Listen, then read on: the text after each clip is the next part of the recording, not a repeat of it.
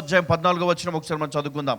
మనము సహోదరులను ప్రేమించుచున్నాము గనుక మరణములో నుండి జీవములోనికి దాటి ఉన్నామని ఎరుగుదుము.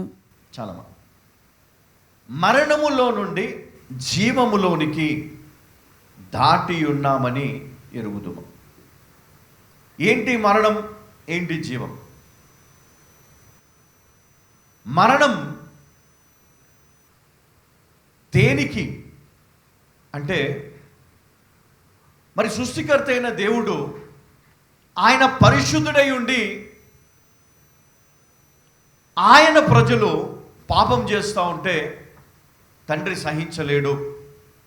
అందుకే మనము పరిశుద్ధ గ్రంథంలో మనం చూసినట్లయితే మరి తీర్పు అనేది మనం చూస్తూ ఉన్నాం.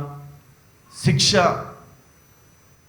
శాపం, మరి ఇవన్నీ కూడా మనం చూస్తూ ఉన్నాం. ఎందుకు దేవుడు మరి ఆయన బిడ్డలపైన ఆయన కోపం కలిగి ఉన్నాడు అంటే, వారు చేస్తున్నటువంటి పాపమును బట్టే ఆయన వారిపైన ఏం చూపిస్తున్నాడమ్మా?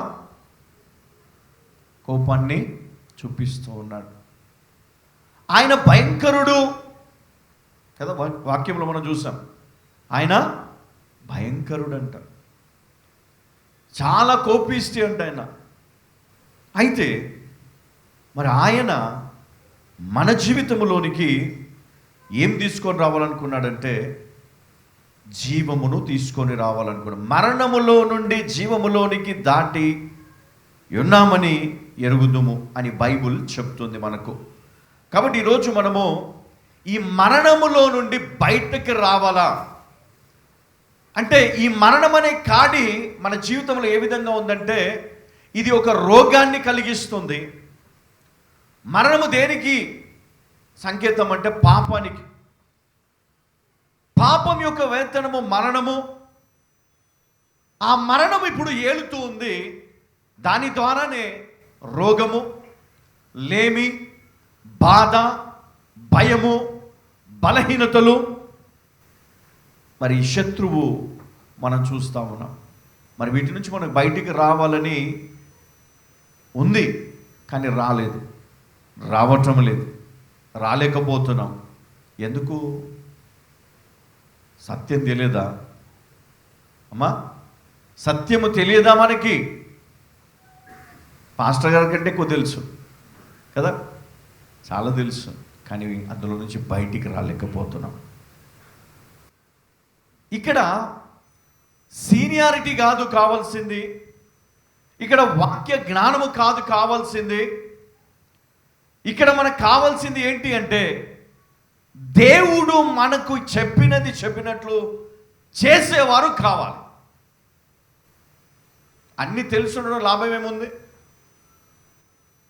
జ్ఞానవంతుడవే, జ్ఞానవంతురాలవే కాదని అనట్లేదు, కానీ దేవునికి నచ్చినట్లుగా నీ జీవితాన్ని మలుచుకోలేదు. హల్లెలూయా. అందుకే ఈరోజు కొన్ని విషయాలు మనం నేర్చుకోవాలి, తెలుసుకోవాలి. చూడండి, ఇక్కడ ఈ జీవం అంటే ఏంటి? జీవము అనగా మరి రక్షించబడటం. నరకము నుండి, నీ పాపముల నుండి, మరణము నుండి, రోగము నుండి, చెడు నుండి రక్షించబడడం అంటే ఒక నూతన జీవితములోనికి అడుగు పెట్టడం. మరి ఆ నూతన జీవితాన్ని మనం పొందాలంటే 1 తిమోతి 1వ అధ్యాయం 15వ వచనంలో ఈ విధంగా రాయబడింది. పాపులను రక్షించుటకు క్రీస్తేసు లోకమునకు వచ్చెను. ఎవరిని రక్షించడానికంట? పాపులను రక్షించడానికి. అంటే ఎంతకాలము మనము ఎదురు చూస్తున్నటువంటి ఆ విడుదల, ఆ జీవము, ఆ రక్షణ, ఆ మార్పు, ఆ విడుదల అనేది ఇవ్వడానికి యేసుక్రీస్తు లోకానికి వచ్చాడంట. ఎక్కడికి వచ్చాడమ్మా? ఈ లోకానికి వచ్చాడు ఆయన. పాపులను రక్షించుటకు క్రీస్తు లోకమునకు వచనను, వాక్యము ఏమైనదంట? నమ్మదగినదనియు. హల్లెలూయా. అందుకనే ఈరోజు ప్రతి క్రైస్తవుడు కూడా ఎలాంటి విశ్వాసం కలిగి ఉండాలంటే, యేసుక్రీస్తు వచ్చింది నీ పాపాన్ని కొట్టివేయడానికి. ఎవరి పాపాలు కొట్టివేయడానికి? లోకములో ఉన్నటువంటి పాపమును కొట్టివేయడానికి, మనుష్యులపైన ఉన్నటువంటి ఆ శాపాన్ని ఎత్తివేయడానికి. అందుకని యోహాను సువార్త 3:17 మనం చూస్తే, లోకము తన కుమారుని ద్వారా రక్షణ పొందుటకే గాని లోకమునకు తీర్పు తీర్చుటకు దేవుడు ఆయనను లోకములోనికి పంపలేదు. హల్లెలూయా. బైబిల్ ఏమని చెప్తుంది మనకి? లోకము తన కుమారుని ద్వారా రక్షణ పొందుటకే గాని లోకమునకు తీర్పు తీర్చుటకు దేవుడు ఆయనను లోకమునకు పంపలేదు. హల్లెలూయా.